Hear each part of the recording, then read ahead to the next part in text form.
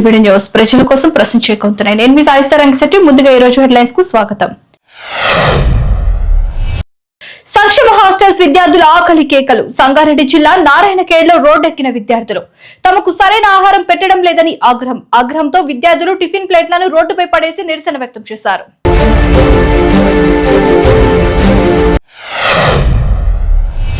కేంద్ర మంత్రి రామ్మోహన్ నాయుడుతో సీఎం రేవంత్ రెడ్డి భేటీ. మామనూరు విమానాశ్రయానికి భూసేకరణ పూర్తయిందని, పనులు ప్రారంభించాలని విజ్ఞప్తి. కొత్తగూడెం ఎయిర్పోర్ట్ కు ఓఎల్ఎస్ సర్వే ఫిజిబిలిటీ స్టడీ చేయాలని కోరగా ఆదిలాబాద్ ఎయిర్పోర్ట్ విస్తరణకు అదనంగా 249.82 ఎకరాలు సిద్ధంగా ఉన్నట్లు తెలిపారు.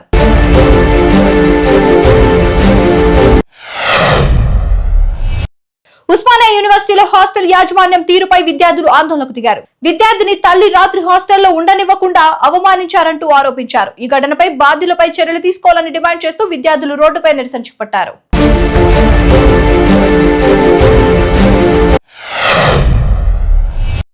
కాంగ్రెస్ కు ఓటు వేయలేదని పంచిన డబ్బులు కుక్కర్లను తిరిగి ఇవ్వాలని అభ్యర్థి డిమాండ్. అశ్వారావుపేట మున్సిపాలిటీ 10వ వార్డులో కుక్కర్లను రోడ్డుపై పెట్టి ఆందోళనకు దిగిన ఓటర్లు తమను అవమానించారని ఆగ్రహం వ్యక్తం చేస్తున్న 10వ వార్డు ఓటర్లు.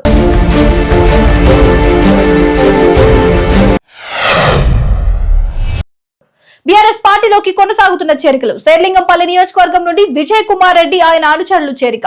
గులాబీ కండువా కప్పి పార్టీలోకి ఆహ్వానించిన కేటీఆర్.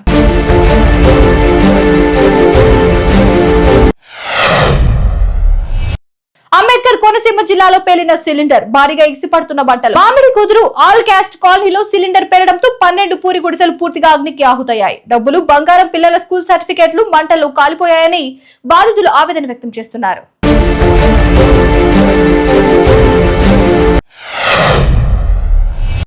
మాజీ సీఎం వైఎస్ జగన్ ను కలిసి తమ కుమారుడికి అక్షరాభ్యాసం చేయాలని కోరిన టెక్కలి నియోజకవర్గం దండు గోపాలపురం వైఎస్ఆర్సీపీ కార్యకర్త లెనిన్ వివేక్ కుటుంబ సభ్యులు తల్లిదండ్రుల కోరిక మేరకు వారి కుమారుడు భార్గవ్ ప్రకాష్ కు అక్షరాభ్యాసం చేసి ఆశీస్సులు అందజేసిన మాజీ సీఎం వైఎస్ జగన్.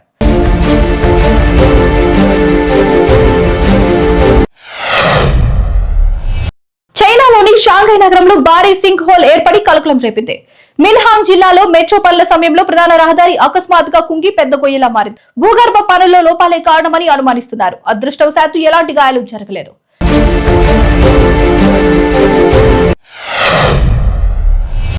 తిరుమల శ్రీవారిని దర్శించుకున్న దర్శకుడు రాఘవేంద్రరావు.